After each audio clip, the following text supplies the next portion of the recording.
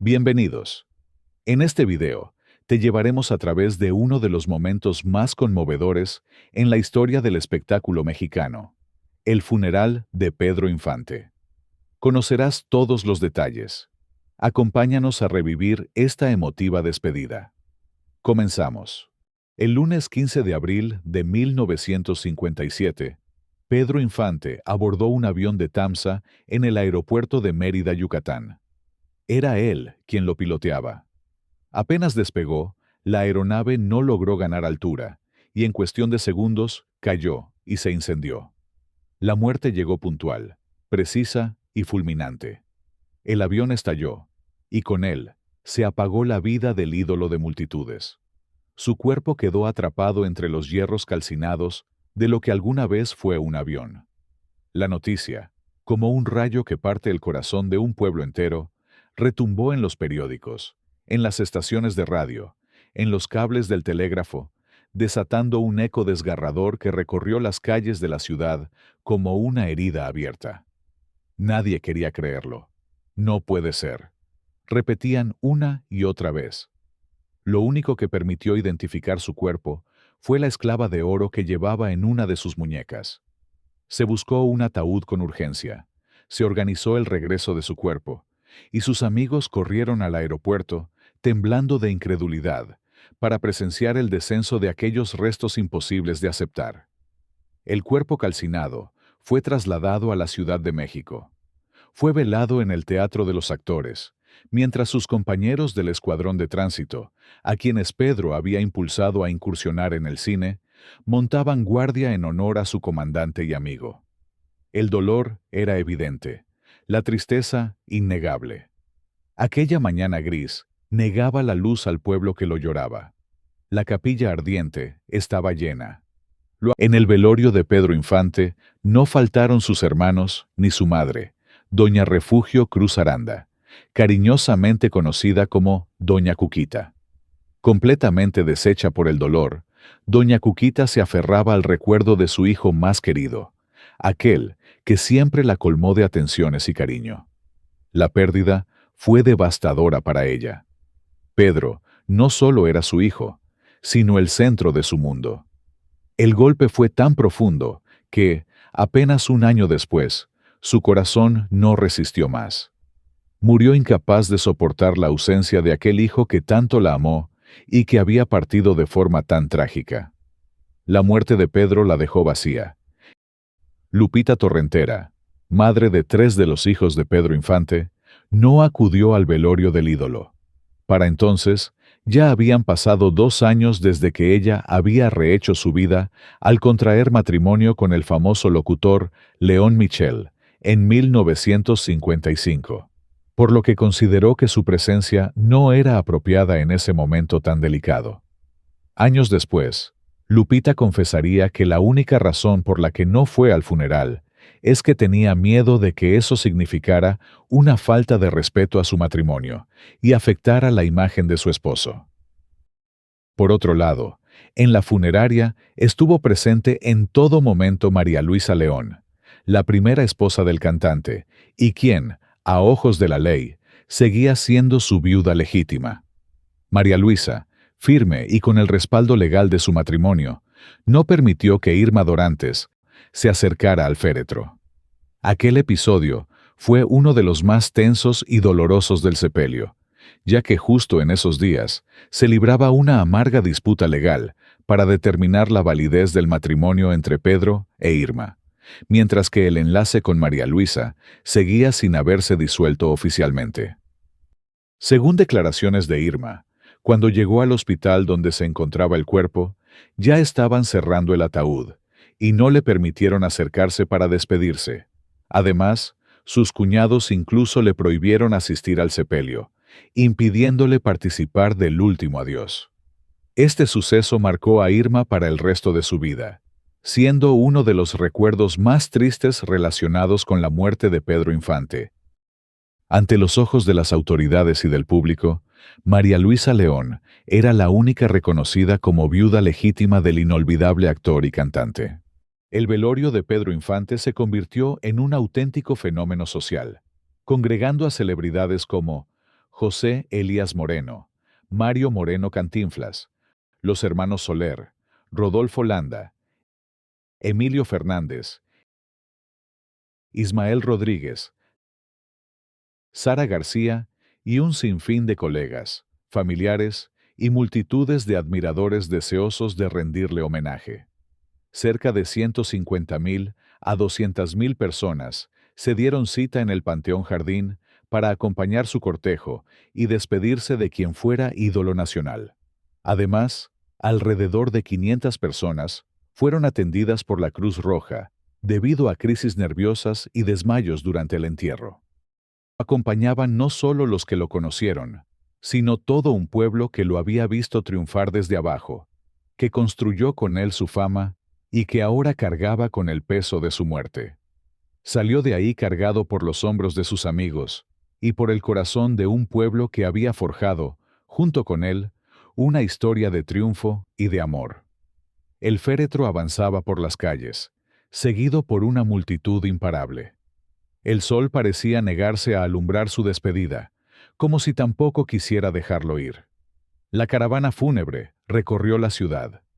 No había orden ni protocolo, solo la espontaneidad del dolor. Detrás de las motocicletas que abrían paso, avanzaba una marea de personas que lloraban, corrían, se abrazaban. Gente de todas las edades, clases sociales y regiones del país se volcó a las calles.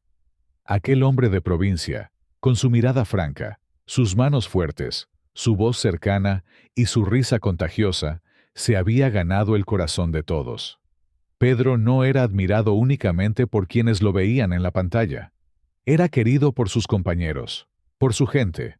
Lo llevaron en hombros hasta el lugar donde alguna vez se levantaron los primeros estudios de cine mexicano, frente al símbolo del Ariel.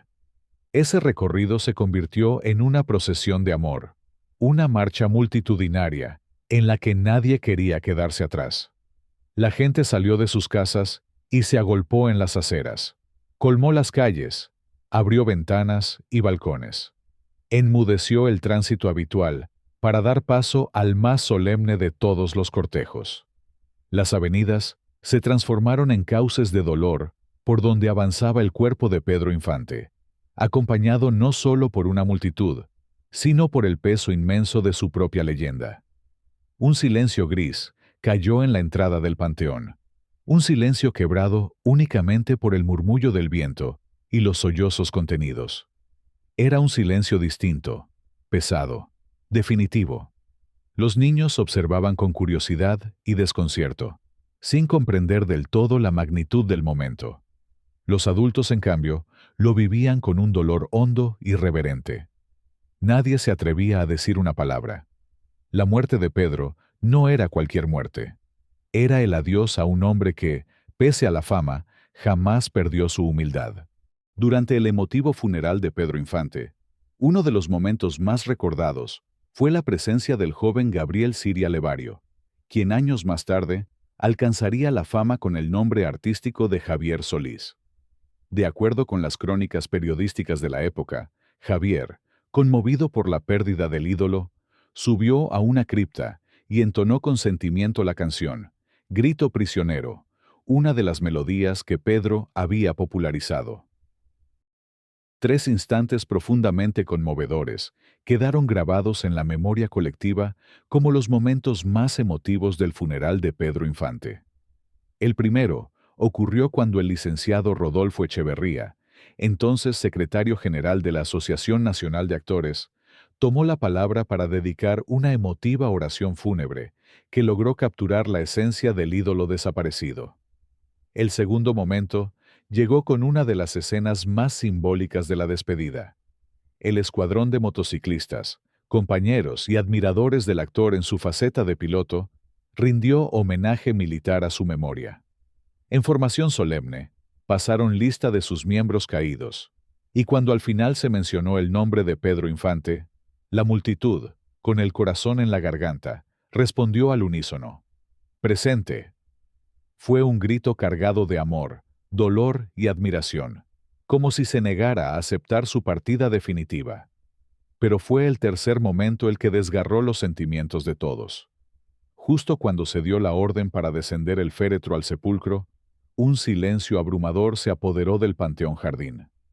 De pronto, como surgido de las entrañas del pueblo, comenzaron a sonar las guitarras de varios mariachis que entonaban, con voz quebrada pero firme, las primeras notas de Amorcito Corazón, uno de los temas más entrañables en la carrera del ídolo. Al principio, eran pocos quienes cantaban, pero en segundos, como impulsados por un mismo latido, cientos de voces se unieron al coro espontáneo.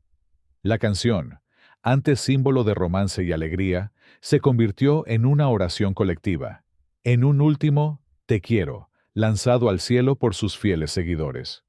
Le siguieron otras melodías, hasta que el aire se impregnó de melancolía con Las golondrinas, esa tonada tradicional que marca las despedidas definitivas. Y así, entre música, lágrimas y aplausos contenidos, el pueblo mexicano le dijo adiós a su máximo ídolo. Aunque la tragedia del accidente impidió que su rostro pudiera ser visto por última vez, pues su cuerpo había quedado irreconocible por las heridas, nadie dudaba de que Pedro estaba ahí, presente en cada canto, en cada sollozo, en cada alma rota que lo despedía. No se necesitaba ver su cuerpo para sentirlo cerca, porque Pedro Infante, con su enorme carisma, su voz inconfundible y su legado imborrable, ya había alcanzado la eternidad en el corazón de su pueblo. El funeral de Pedro Infante no fue simplemente la despedida de un hombre, fue la clausura de una era dorada del sentimiento nacional, de un ídolo cuya figura se entretejió para siempre en la identidad del pueblo mexicano. Su partida, ocurrida de forma trágica y repentina, desgarró el alma de una nación entera. Lo que se vivió aquellos días de abril de 1957 no fue un duelo privado, sino una manifestación colectiva de amor, de dolor y de respeto que permanece, hasta hoy, intacta en la memoria de generaciones. Miles de personas llenaron. Ahora te invito a que sigamos recordando a nuestro querido Pedro Infante, a través de algunas fotografías inéditas que capturan su esencia, su carisma y la huella imborrable que dejó en el corazón de todo un país. Pedro con una fan en su camerino del Teatro Million Dollar de Los Ángeles, California, durante la que fue su última temporada en septiembre de 1955. Katy Jurado y Pedro Infante durante una presentación. Pedro, con su tío Leónides Cruz Ruelas. Extracto de una entrevista realizada a Pedro en diciembre de 1953, publicada en la revista Selecciones Musicales. Pedro Infante, junto a sus sobrinas Carmen y Connie, hijas de su primo Leónides Cruz, en 1945, y aquí, en 1952. Pedro Infante, tomando su bebida favorita, Coca-Cola. Imagen tomada durante su visita a Jalapa, Veracruz, con motivo del carnaval en 1954. Foto de 1954 durante la filmación de la película Los Gavilanes. De izquierda a derecha, el periodista Carlos Franco, Pedro Infante, Antonio Matuc, Angélica Ortiz Sandoval, Agustín Jiménez, el director Vicente Orona y Francisco Sandoval Martínez, el escolta particular de Pedro. Durante la filmación de la película El Seminarista, se llevó a cabo el debut cinematográfico de la juvenil actriz, Nancy Quesada, a quien Pedro le dio su bautismo, con Silvia Derbez y Fernando Soto, Mantequilla. Pedro conversando con Cuco Sánchez durante la grabación de la película La vida no vale nada. Ya listo para su presentación en el Teatro City Hall, en Lima, Perú, en enero de 1957. Pedro cantando con su amigo Eddie Rodríguez, en Los Ángeles, California.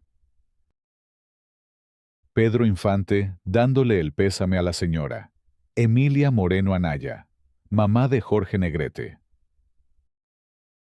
Pedro con Sarita Montiel, en un descanso de la película Necesito dinero en 1951. en 1947, durante una reunión cinematográfica. Pedro, durante una gira en la isla de Cuba, en 1952, junto al grupo de Facundo Rivero. Pedro Infante fue entrevistado por el comentarista Pepe Alameda en el programa Televicine, que se transmitía en el Canal 2, en 1954. Pedro Infante, abrazando al boxeador Raúl el Ratón Macías en el aeropuerto de la Ciudad de México. Staff de la película Los Gavilanes, en 1954, en la Hacienda del Puente, a orillas del poblado de Xochitepec, estado de Morelos. Pedro siempre amable con sus fans.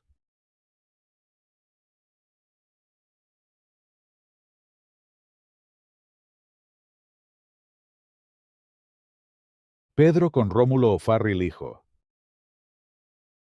Durante la transmisión del famoso Maratón Guadalupano en 1954. Pedro, llegando a Durango en 1953. Joaquín Pardavé y Pedro Infante en el estudio Juventino Rosas de la estación XEB. Pedro con su esposa María Luisa León y el ingeniero de sonido, Luis Ugalde de la estación XEB. Pedro con sus padres y hermanas. Detrás de cámaras durante la filmación de la película. Cartas marcadas en 1947. Armando Soto La Marina. El director René Cardona. Pedro y el productor Alfredo Ripstein. Pedro paseando en plena Sexta Avenida en Nueva York en 1949. A la derecha de Pedro, Chucho Montalbán, y a la izquierda, el reportero Babi Quintero de Cinema Reporter.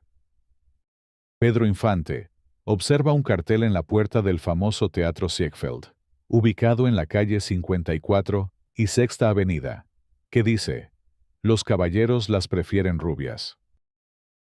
Pedro en su cuarto de la Central Médica, en 1949, junto a su esposa María Luisa León, quien no se separó un solo minuto de su lado. Pedro con el periodista Eugenio Serrano en 1956. Durante la filmación de la película Pepe el Toro, en diciembre de 1952. En un descanso durante la filmación, Cuidado con el amor, en 1954. Pedro con su mentor y amigo, Ismael Rodríguez. Pedro con el director artístico de Pirles, Guillermo Kornhauser. Pedro Infante durante el evento del Día del Boceador, organizado por la revista de espectáculos Cine Mundial, en el Palacio de Bellas Artes. Detrás de cámara durante el rodaje de la película Tizoc, en 1956. Pedro en su casa de Rebsamen, en la Narvarte. Pedro Infante, entregándole a Roberto Cañedo la Medalla de la Gratitud Guadalupana por su donación para la restauración del Santuario de Guadalupe. Pedro en la cárcel de Lecumberri, donde además les regalaba cigarros y dinero a los presos. Una anciana le pide ayuda a Pedro, ya que su hijo se encontraba enfermo. Ensayando para la película Escuela de Música en 1955 en los estudios Churubusco. Pedro Infante y Rita Macedo detrás de cámaras en la película Pueblo, Canto y Esperanza en 1954.